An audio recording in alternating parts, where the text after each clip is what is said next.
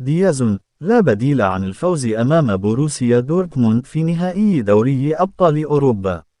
تحدث الدولي المغربي إبراهيم دياز نجم فريق ريال مدريد الإسباني عن نهائي دوري أبطال أوروبا أمام بوروسيا دورتموند الألماني، متمنيا تحقيق اللقب الغالي على النادي الملكي.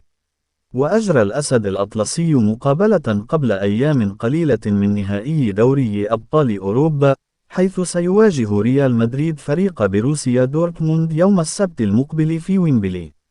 وقال اللاعب المغربي الفائز بالدوري الإسباني لشبكة سكاي سبورتس لأول مرة: لقد كان موسما مجنونا جيدا جدا.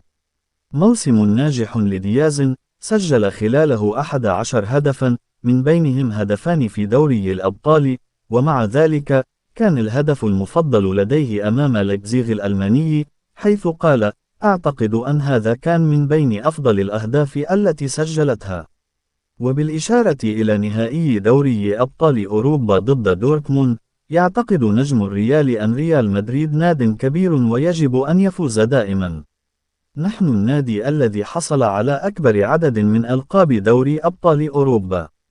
كما تحدث اللاعب المغربي الدولي البالغ من العمر 24 عاما عن مدربه كارلو أنشيلوتي: إنه مثل الأب، فهو هادئ دائما ويعرف ما يقوله لك.